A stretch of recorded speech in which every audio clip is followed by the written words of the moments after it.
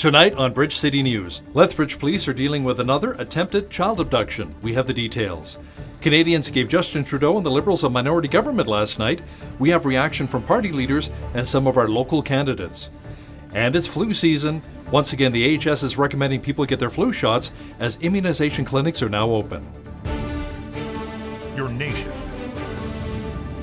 your province, your southern Alberta. From the heart of Lethbridge, it's Bridge City News with Hal Robbins. Good evening. Thanks so much for joining us. Lethbridge police are investigating after another attempted child abduction. Police responded to a call at about 4:30 p.m. yesterday at a home on Mount Sunburst Place West after a 9-year-old boy said a male followed him in the back alley, then grabbed him by the hand. The boy pulled away and ran home. BCN's Ainsley O'Reilly is at Mount Sunburst Place and has the latest. Ainsley. With the assistance of a K-9 unit, Lethbridge police say that they canvassed the area extensively and came back with negative results. The suspect is described as being male, wearing a black hoodie and black pants, and potentially having a skull tattoo on his left arm. Back on October 14th, a similar incident was reported. A 7-year-old girl said that a man approached her twice. One of those incidences being on Sunburst Way. If you have any information that will be helpful to police in their investigation, please call Crime Stoppers right away at 1-800-222-8477. Lethbridge police have charged 2 people in connection with a West Side shooting yesterday. Around 8 a.m., the LPS responded to a complaint of gunshots on Columbia Boulevard West. A 30-year-old male witness told police he was confronted by a male in a white GMC Yukon. The male in the truck pointed a gun at the victim, who then fled down an alley. The victim heard a gunshot as the vehicle sped away. Police located the Yukon later in the city's downtown core and arrested 2 females and a male. 29-year-old Jarrett Bruce Healy of Lethbridge faces 15 criminal charges, including pointing a firearm and careless use of that firearm. 32-year-old Crystal Nicole Healy, also of Lethbridge, faces charges including possession of stolen property and a breach of probation. Jarrett Healy will appear in court on October 28th, and Crystal Healy will be in court on October 23rd. After millions of Canadians voted, in the end, we're right back where we started, except this time with a minority government. Justin Trudeau's Liberal Party won 157 seats, 170 were needed for a majority government. The Federal Conservatives, meanwhile, which won the popular vote, came away with 121 seats. The Bloc Québécois came in third with 32 seats, the NDP a distant fourth with 24, Elizabeth May and the Greens garnered 3 seats, and the PPC was shut out. Not even party leader Maxime Bernier won a seat. Liberal leader Justin Trudeau was very upbeat last night despite being wiped off the map in Alberta and Saskatchewan and losing 1.3 million votes compared to the 2015 federal election. From coast to coast to coast, tonight Canadians rejected division and negativity. They rejected cuts and austerity, and they voted in favor of a progressive agenda and strong action on climate change. Conservative leader Andrew Scheer spoke to his supporters in Regina last night. Scheer called his strengthened Conservative opposition a government in waiting. Well, tonight's result isn't what we wanted. I am also incredibly proud. Proud of our team, proud of our campaign, and proud of the bigger and stronger Conservative team that we will send to Ottawa.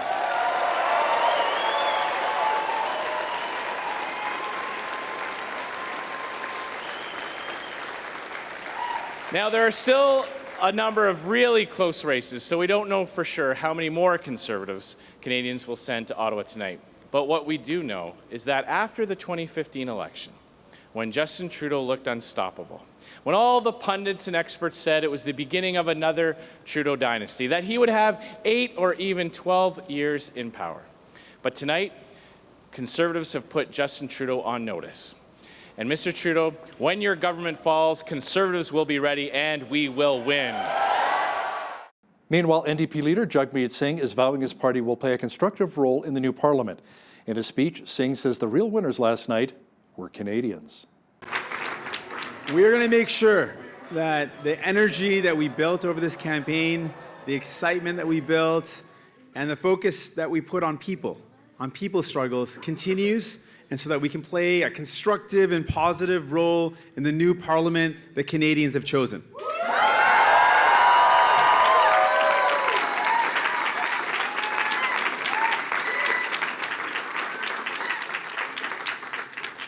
I want you to know this is always going to be our focus. When we get back to Ottawa, every single day that we're in Parliament, New Democrats are going to be working hard to make sure your life is better, so that Canadians' life is better. Green Party leader Elizabeth May says winning 3 seats should not be viewed as a disappointment.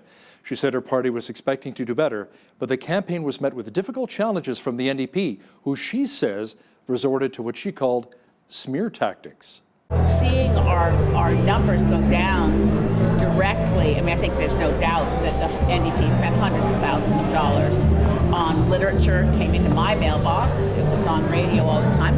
We really, we've learned some things. We didn't think that smears and attacks would be sufficient to erode the leads we had, so we were wrong. Both Jane Philpott and Jody Wilson-Raybould ran as independents this campaign. Philpott lost her seat in Markham, Ontario, but Jody Wilson-Raybould secured hers in the Vancouver-Granville riding.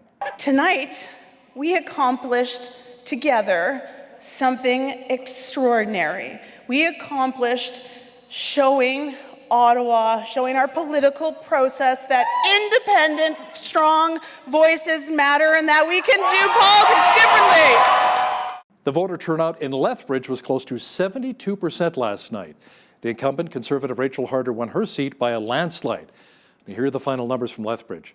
Rachel Harder took 41,580 votes. The NDP's Shandy Blakin came in second with 9,419. The Liberals' Amy Bronson took 8,642. Stephanie Watson of the Green Party garnered 1,999 votes. Grant Hepworth of the PPC took just over 1,025, and Mark Slingerland of the Christian Heritage Party grabbed 674 votes. Ainsley O'Reilly was at Rachel Harder's campaign headquarters last night when those final numbers came in. Rachel Harder received more than 24,000 votes from Lethbridge residents. She opened by saying how humbled and honored she was by the win, and closed by saying, "May God bless this constituency, your family, and Canada." A lot of her supporters here saying how much she loves Alberta as she heads to Ottawa to talk about the issues that matter most to Southern Albertans. I've never taken this riding for granted. I've always worked hard to make sure that I'm in the community and I'm building relationships and I'm understanding what's going on the ground here. I consistently come back from Ottawa to make sure that I'm invested in Lethbridge. Going forward, I'm committed to the same.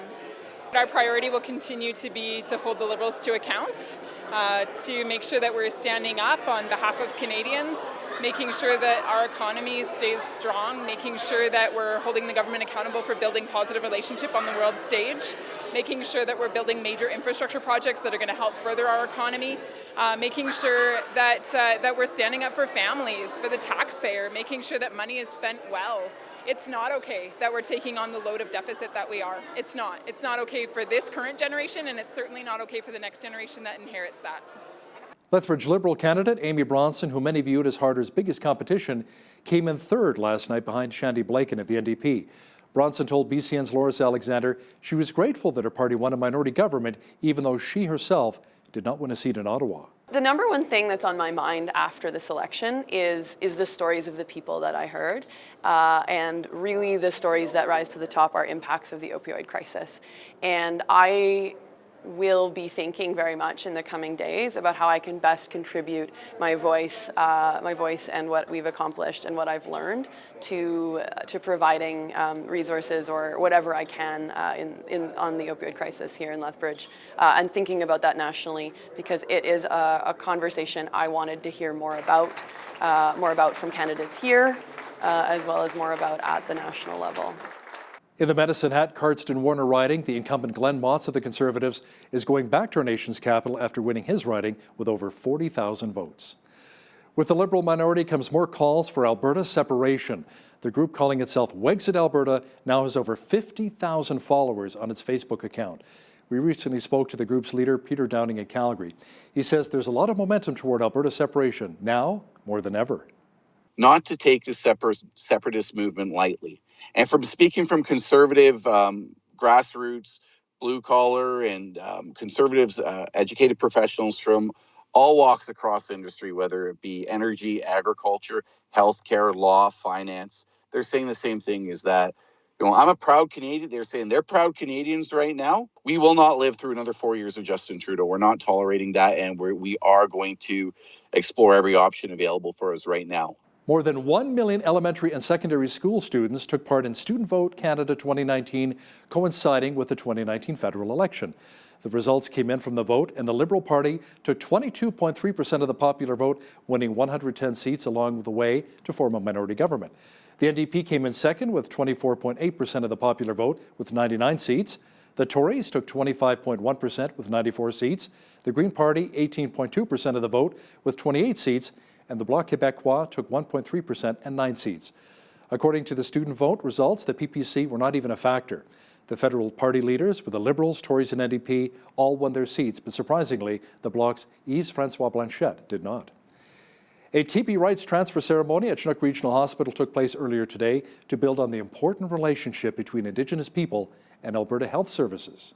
The elders met, shared stories with us about some of the significance of the work that's being done here with AHS in the South Zone to come up with the design on the teepee. And from there we worked with the elders to have it painted. And now today we are getting the rights transferred to us so that we can care for this teepee going forward and use it for our programming and have it as space open for our patients and families to gather in addition to our ceremony room inside the hospital.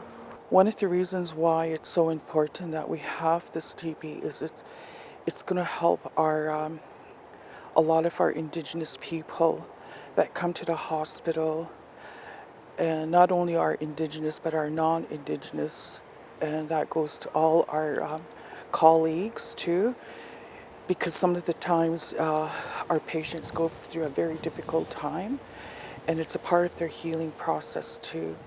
Along with 2 golden eagles featured on the teepee, the colors black, white, red, and yellow are used throughout the design to signify that it is welcoming and inclusive to all people.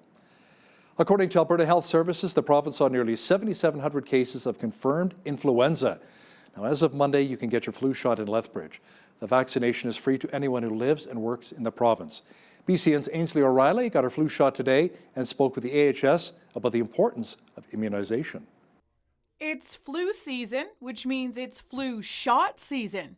AHS South Zone's Chief Medical Officer, Dr. Vivian Sutorp, says that last year, 72% of influenza cases were protected through vaccines. There's no vaccine that's 100%. So people may still get ill, but in general they have milder disease, less complications, and have shorter duration of illness. A lot of people may have influenza, have milder disease. Some people have very serious disease. So there's a spectrum of illness. If you're under 5 years old or part of the elderly population, you have a higher risk of picking up the virus. Heart disease, other immune conditions, for example, and the elderly at more risk of complications. That could be pneumonia, infections, sinus infections, ear infections, etc., and even death. In the South Zone, which includes Lethbridge, there were nearly 450 confirmed cases of influenza last year. To make sure that you aren't one of them, AHS says to check their website and see where you can get your shot locally. For Bridge City News, I'm Ainsley O'Reilly. There was a 5-year period in Canadian history between 1949 and 1954 where 11,000 Canadians found themselves paralyzed with polio. Then a year later, a cure was discovered. Since then, the eradication of polio has been a collective mission of Rotary clubs worldwide, but it is a $40 million effort. The Rotary Club of Lethbridge is doing a public online auction, and is a method for us to raise some money. So we really invite people to join us at the Rotary Club of Lethbridge. You'll find the link to the auction, and there are a number of things there. There are Grey Cup tickets, there's other sporting tickets, there's a week away at a resort in Kimberley. So a number of opportunities to bid, to purchase make a great deal purchasing items from Rotary and help us with the fundraising that's being done locally to support the $40 million that Rotary needs to raise this year to do its part in the campaign. October 24th is World Polio Day. The Rotary Club of Lethbridge is hoping to raise as much money as possible during the fundraising auction, which is on now. It was nice and mild today, but lots of wind, but we hit double-digit temperatures once again, but cooler temps are on the way. A full look at the weather picture is coming up. We had kind of a mixed bag today. Clouds, even some spotty showers, and lots of wind in many areas across southwestern Alberta. Tonight, a 30% chance of rain developing with a low near 2 degrees. Tomorrow, light showers off and on and a high near 6. A high-pressure system returns on Thursday, clearing out many of the clouds, giving us lots of sunshine and a high of 13. Friday, sunny and 16 degrees. For the weekend, things will be cooling off considerably. Expect a mixture of sun and cloud and a high of only 4 on Saturday, a chance of flurries and 0 on Sunday.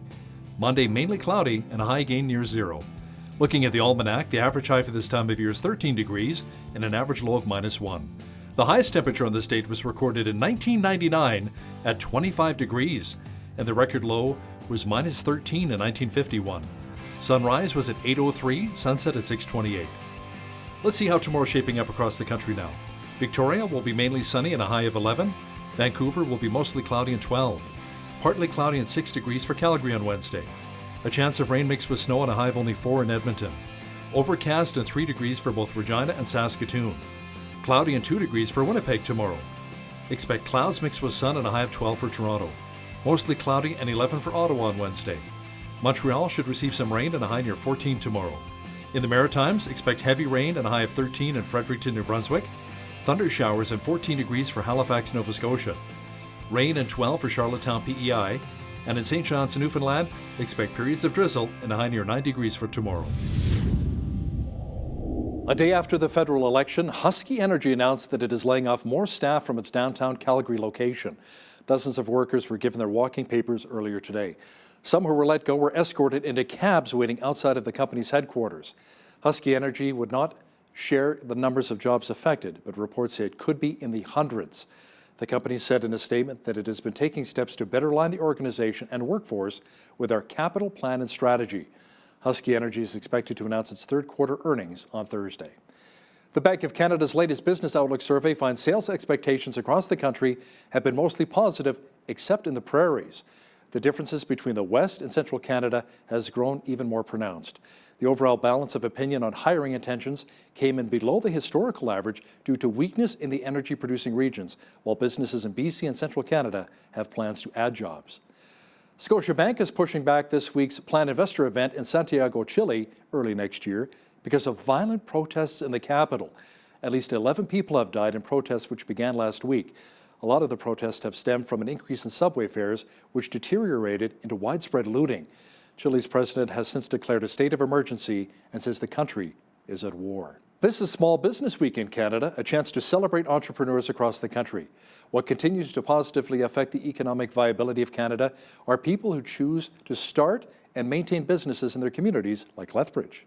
I love being a business owner in Lethbridge because since I opened my business, since I started this business, I got a lot of friends and meeting all these people. They always say like, oh, I think I know you because they've been to my store or they've been to my house before when I was like doing my business at home. So it's just like really overwhelming for me. I started my business 5 years ago, and that time I was looking for something to do and to make an income because that time I was in my maternity leave and I just want to support my family back home in Philippines. Stats Canada says small businesses employ just over 8 million people, or close to 70% of the private labor force. Now, here's a look at today's markets. The TSX was down almost 27 points on the day to 16,391. The Dow was down close to 40 points to 26,788. The Nasdaq was down 59 points to 8104, and the S&P 500 was down almost 11 points to 2995. Oil was up 85 cents to 54.16 per barrel. Natural gas was up 4 cents to $2.28. Gold was up 78 cents to $14.8844 per ounce, and silver was unchanged at $17.52 per ounce. Wheat is at $219 per metric ton, barley's at $218, canola's at $461, and corn is at $288 per metric ton. Live cattle was down $1.08 to $110.90, Feeder cattle was up 28 cents to 144.40. Lean hogs were down 2.23 to 69.25. And the Canadian dollar was down slightly on the day to 76.37 US. Recapping one of our top stories this hour, Lethbridge police are investigating after another attempted child abduction. Police responded to a call at about 4:30 p.m. yesterday at a home on Mount Sunburst Place West after a 9-year-old boy said a male followed him in the back alley and grabbed him by the hand. The boy pulled away and ran home. Police searched the area with the help of a canine unit but came up empty. The suspect is described as a male wearing a black hoodie and pants. He may also have a skull tattoo on his left arm. If you have any information that would be helpful to police, call Crime Stoppers right away at 1-800-222-8477.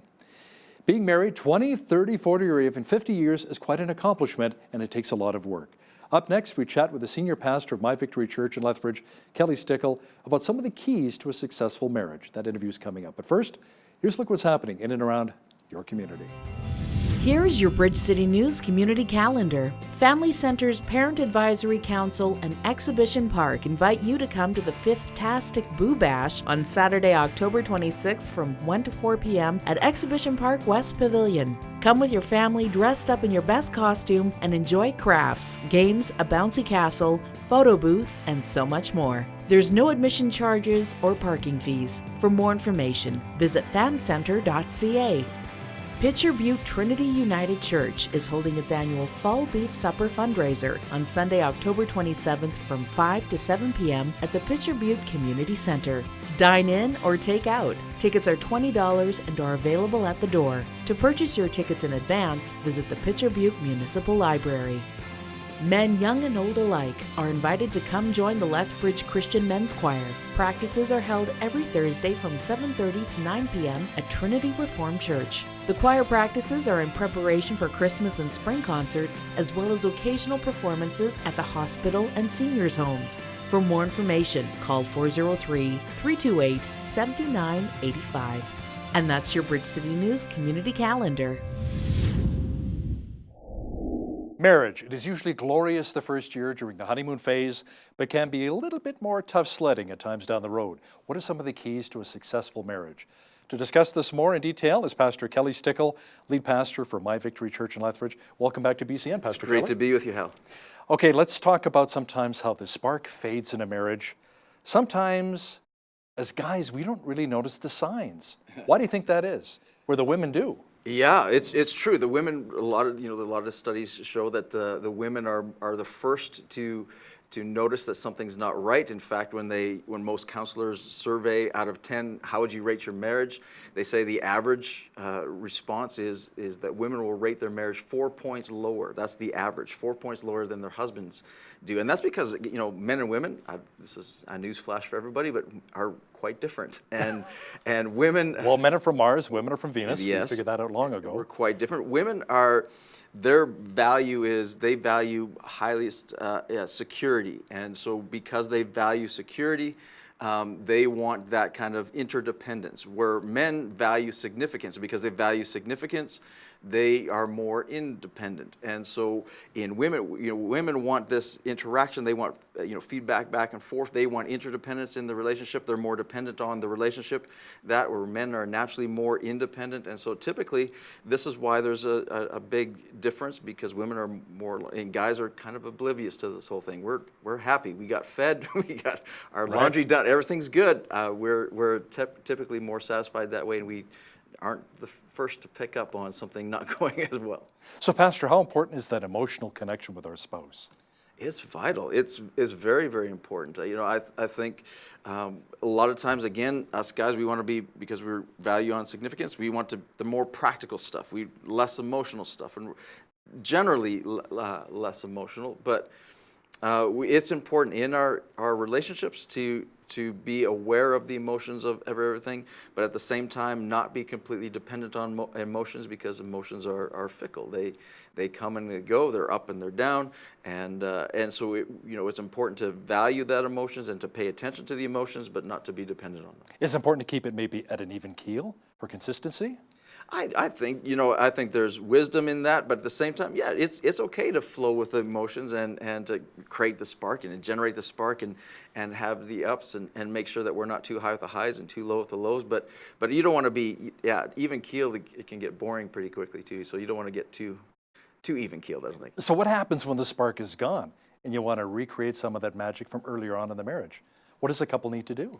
Well, I think there's a misconception that love is a feeling. I think a lot of people assume it. They might not come out and just say that, or maybe they will. But I think love is, according to the Bible in 1 Corinthians 13, when he says love is patient, love is kind. I don't know about you, but I've never experienced the feeling of patience ever. Patience is an action. There's an action that comes to it, and love is an action first, and the feelings typically follow. So if the feeling starts to fade and we see that problem, I'd highly encourage people to do the acts, to acts of love. Show patience, act it out. Show kindness. How about do the dishes? That's an act of love, right? Yeah, service. Yeah, serve them and serve the other, and you'll find that over time the feelings will follow those actions. As a husband, how do you respond when your wife says, "Honey, we seriously need to talk about this marriage"? You listen. So you turn off that football game, turn off the hockey game. Well, you push pause on the football game. Oh, I'm sorry, just pause? Yeah, PVR. I don't know. I'm just kidding. Okay. But no, definitely you got to stop and listen. The general rule is if she's saying it, that's not the first time she's thought it or felt it.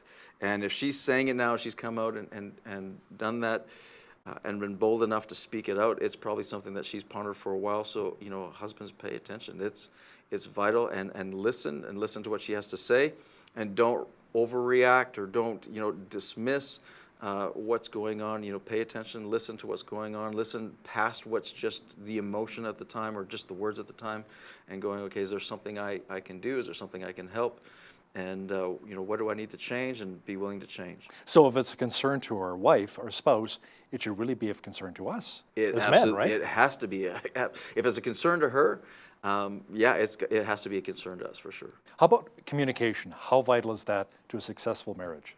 I would say that probably 90% of the counseling that I do with couples, marriage counseling, is issues over communication or miscommunication that happens in marriage. I think that's why, the 5 Love Languages book was such a big hit and such, has become a phenomenon basically, is because it's an issue of communication and how we can miscommunicate so easily. We're 2 different people, 2 different backgrounds, 2 different expectations coming into this relationships, two different baggages that come into this thing, and so we tend to communicate the way that we've expected it or the way that we saw it growing up, and she's communicating the way that she expected it and what she saw, and we can be 2 ships in the night, and we can easily miscommunicate. And I think it's amazing to me how couples don't, if there's a problem with communication, go get coaching. Go find a pastor. Go find a counselor.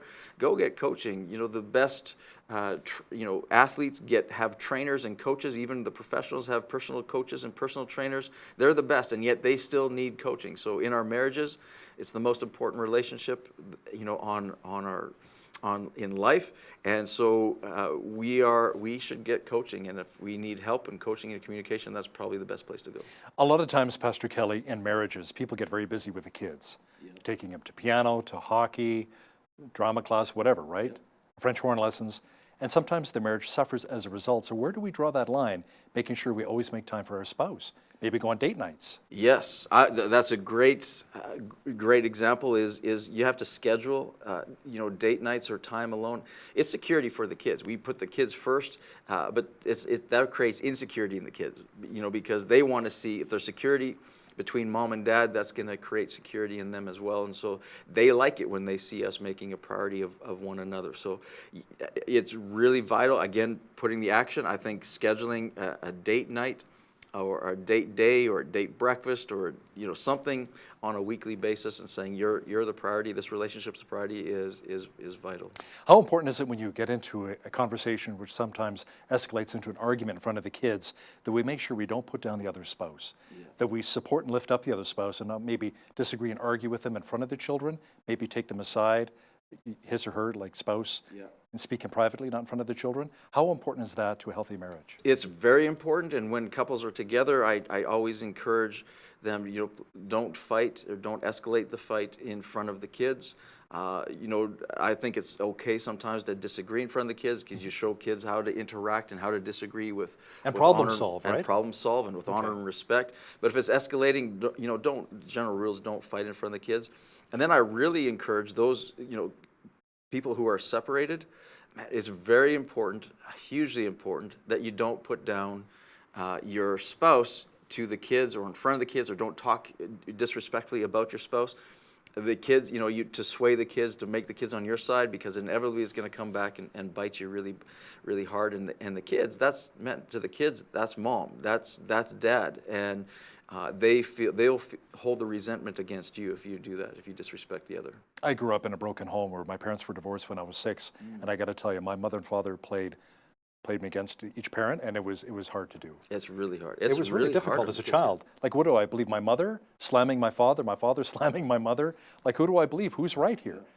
And you will gravitate. This is the natural case for kids. You will gravitate, especially as you get older. You'll gravitate to the one who was most respectful of the other. The one who is most disrespectful is the one that you're going to have a tough time in the relationship as you age.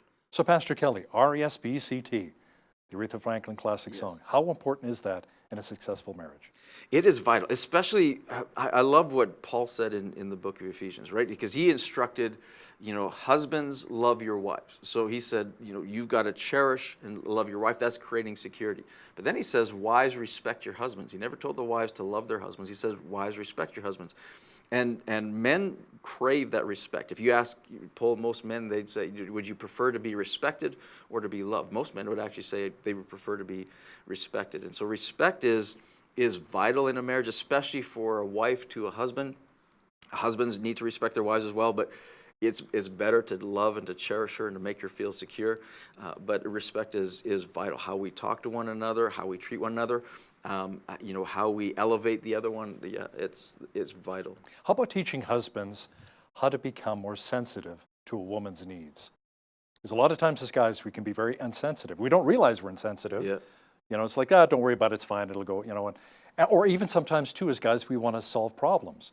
Or she doesn't want you to solve the problem necessarily. She just wants you to hear about the problem so she can air what's on her mind, right? That's the hardest one, isn't it? Well, because as guys, we want to solve it. It's like, it's a problem. I got the solution. Yeah. No, honey, I don't want you to solve it. What do you mean? I don't get it. Yeah. So how can we be more sensitive to our wives' needs, but not necessarily solve the problem?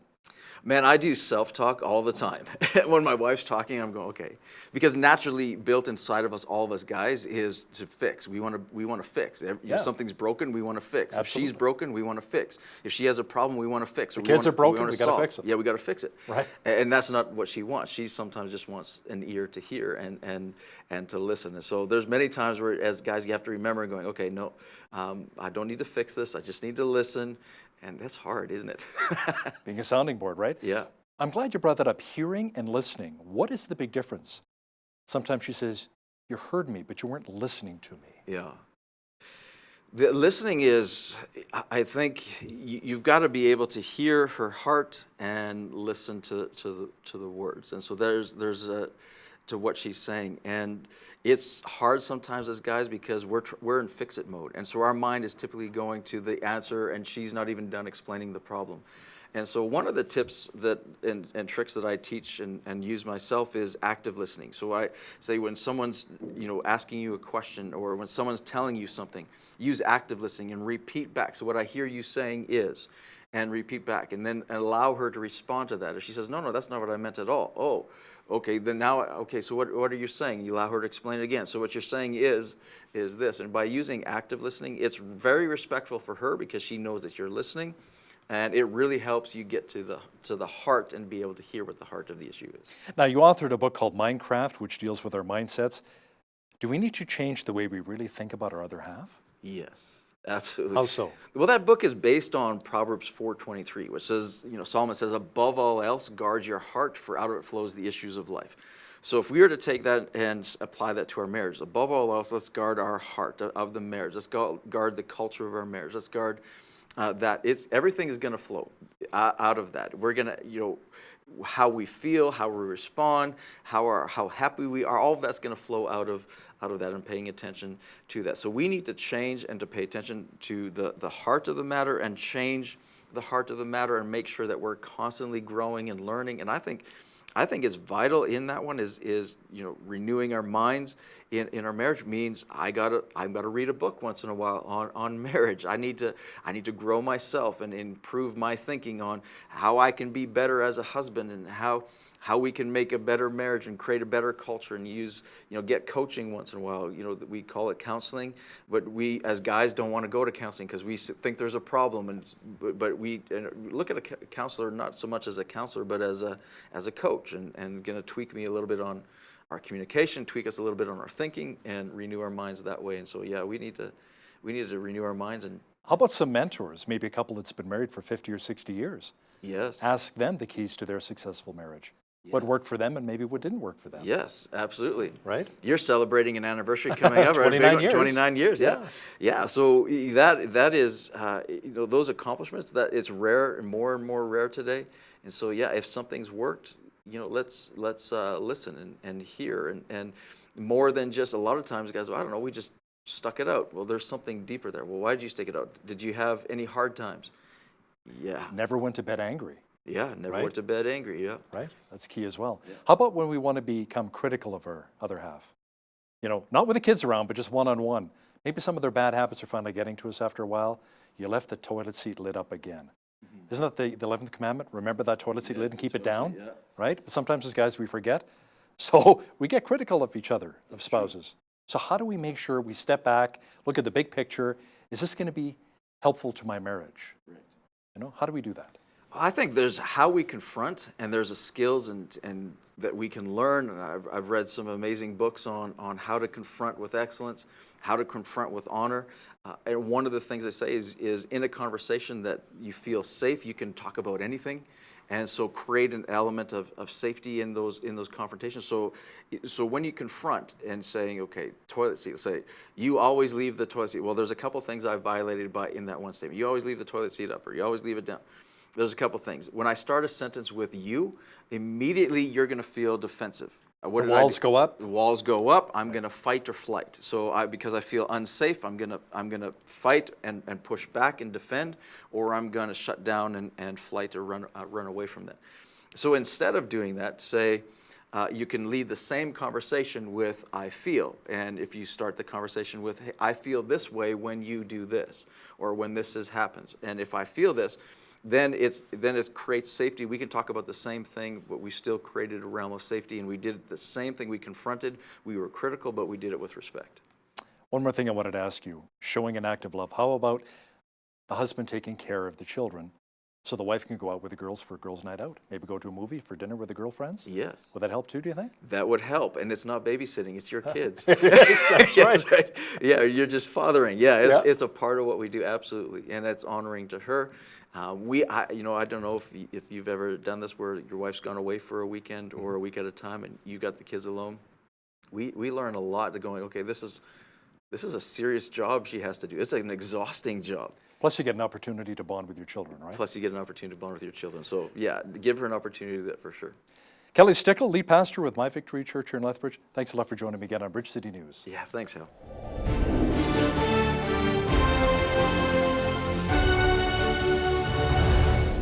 Science have recently managed to find a way to get a picture of a black hole. I was always fascinated by black holes when I was a kid. Wrote a book report about them back in grade 9. But there was always a mystery about them, wasn't there? What exactly is a black hole and why are they so significant? To talk about this and other subjects is today's guest, Dr. Hugh Ross, an astronomer and founder of Reasons to Believe, and he joins us now via Skype from Los Angeles. Dr. Ross, welcome back to Bridge City News. Oh, my pleasure. Thank you. Now, first of all, Doctor, can you really share with our viewers what exactly a black hole is? Well, a black hole is a massive body that's collapsing under its own gravity. And it's so dense that it just continues collapsing. In fact, the gravity is so strong that anything that gets close enough to it gets sucked into it, even light itself. Hence, black. So is it true that if you're able to live inside of a black hole and you shine a flashlight outside, that the light will not escape, nor Will the sound escape if you yelled? That's right. Although there is one idea of a black hole shrinks to a small enough size where it shrinks down to the size of atomic nucleus, the stuff that's trapped inside could quantum tunnel out, but it takes 10 to the 66 years minimum. So we've not seen anything like that happen in the universe. The universe is way too young for that phenomena to have occurred. Now let's talk a bit about your organization, Reasons to Believe. What is it all about? Well, Reasons to Believe, we're a group of research scientists, and we pull scientific discoveries from God's book of nature to make a link to the book of Scripture. You know, God gave us 2 books, and so we use these latest scientific discoveries to bring people to the book of Scripture, bring them to the Christian faith, and ultimately bring them to faith in Jesus Christ. Now, some people say you really can't mix science with faith. How do you harmonize the two? Let me ask you Well, science have brought me to faith. I mean, I was raised in British Columbia, didn't have Christian parents or Christian friends, but it was through my studies in astronomy, I became persuaded that there had to be a beginning to the universe. And so I began to search for that beginner and found of all the world's holy books, only the Bible got all the cosmology correct. In fact, it predicted future astronomical discoveries, thousands of years ahead of its time. And that's what motivated me to sign my name in the back of a Gideon Bible, giving my life to Jesus Christ. And again, it's 2 books. God's responsible for the book of nature. He's responsible for the book of Scripture. They're both communicating the same message. Now let's get back to black holes for just a moment here. Should we be concerned about black holes? Do they pose any threats to Earth? They would pose a threat if they were close. And this image that just got processed by the Event Horizon team, they were imaging a black hole that's 50 million light years away. And even though it's pouring a very deadly radiation, we're far enough away that it doesn't pose a risk to us. But it's one of the fine-tuning arguments. We happen to be in a galaxy that's nowhere near to any other galaxy that's got a supergiant black hole that could pose a risk for us. The Andromeda galaxy has a supermassive black hole that's 25 to 100 times bigger than our black hole. But we're far enough away, 2.5 million light years, that it doesn't pose a risk. And so, yes, black holes are a danger. In fact, black holes explain why, for most of the universe, life is simply not possible. But we happen to be living in that just right galaxy. Any potential of a sun maybe imploding, maybe not our sun, but maybe another star imploding, and then within our own solar system and our galaxy, potentially becoming a black hole down the road? Our galaxy has got several stellar mass type black holes. And what I mean is a black hole is coming in at, say, 5 to 10 times the mass of our star, the sun. So we have quite a few of those in our Milky Way galaxy. What we see the Event Horizon team focusing on are what are called supermassive black holes that weigh millions to billions of times the mass of our star, the sun.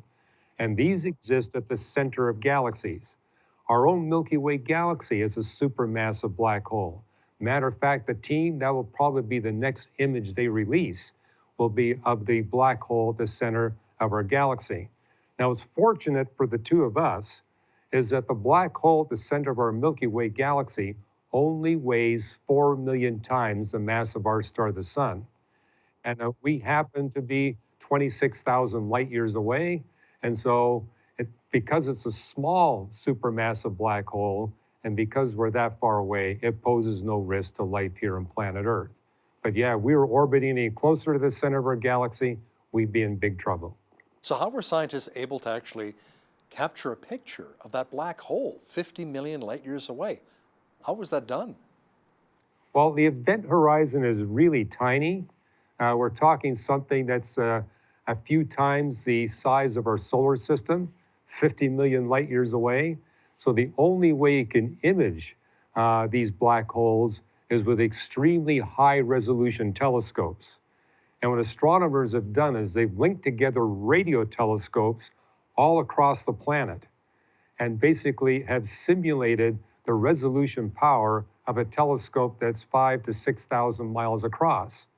And that's the only instrument we have today that's got the resolving power to actually see that really tiny dark spot in the midst of that bright sphere, you see, because outside the event horizon, you've got matter being converted into energy with about 10% efficiency. That explains why it's so incredibly bright outside the event horizon. And we've seen that bright stuff before, but we've not been able to see that little black spot defined by the event horizon. But now we got the telescope power to pull it off. And I can tell you another little tidbit. The very first experiment linking together radio telescopes thousands of miles apart from one another was done in Canada in the 1960s.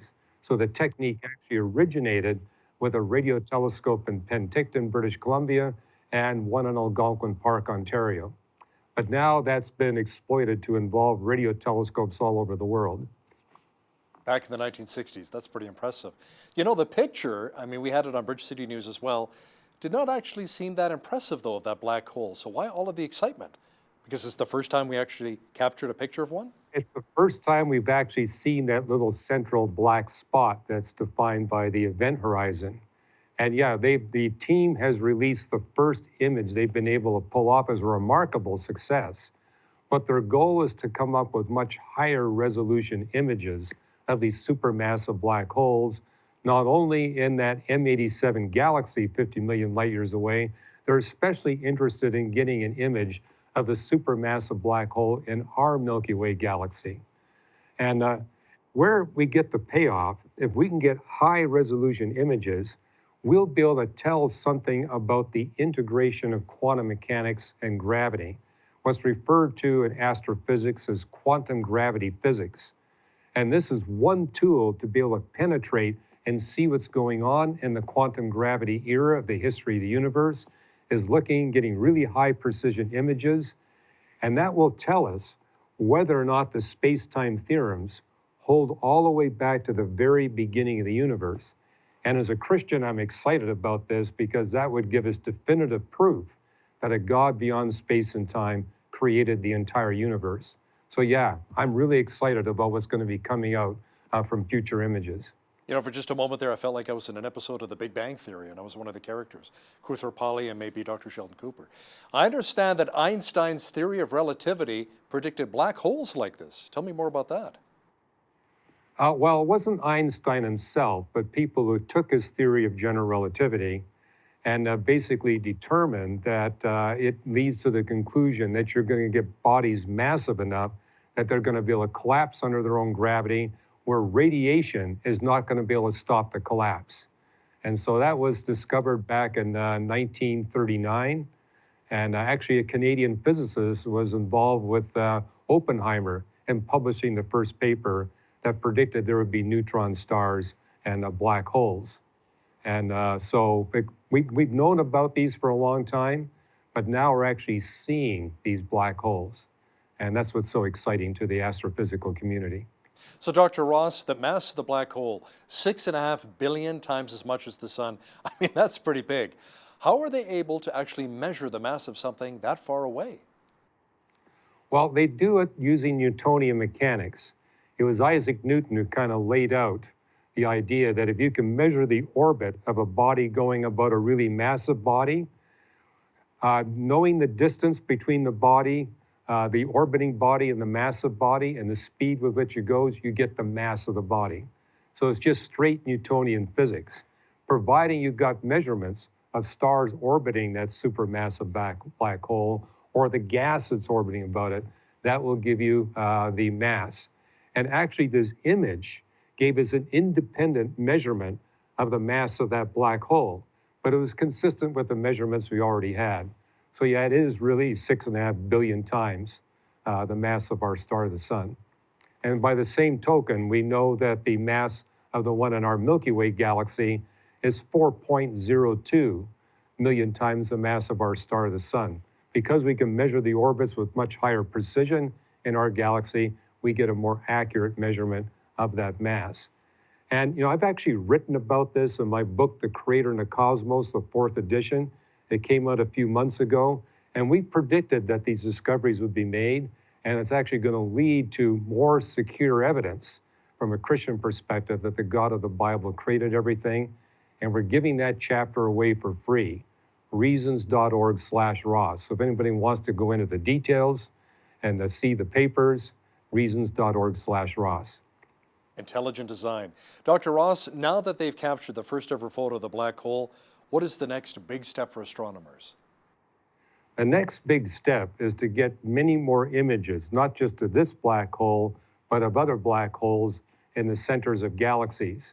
And the real goal is to be able to penetrate what's called the quantum gravity era. That's the physics of the universe when the universe was only 1/10,000,000th of a trillionth of a trillionth of a trillionth of a second old. It's only that extremely early split second of the universe where we still don't have a complete understanding of the physics of the universe. These supermassive black holes have the potential, along with a couple of other observational techniques, to actually penetrate that era. That's what's driving all the excitement. We can actually understand the entire history of the universe from its very creation event to the present. And I think that's going to provide us with even more compelling evidences in astrophysics that a God beyond space and time not only created it, but designed it. And one other thing we're going to find out is that actually the number and the masses of black holes, both the supermassive ones and the ordinary ones, we're going to discover that they're fine-tuned to make possible advanced life within our Milky Way galaxy. So it's actually going to help us discern some of the personal attributes of the one that created space and time. As the technology evolves with these incredible telescopes, do you think we'll ever see potentially life on other planets or maybe UFOs that are out there in other galaxies? Well, we've now found almost 4,000 planets outside of our solar system. And when they were first discovering these in the 1990s, astronomers were predicting these planets would be just like the planets in our solar system.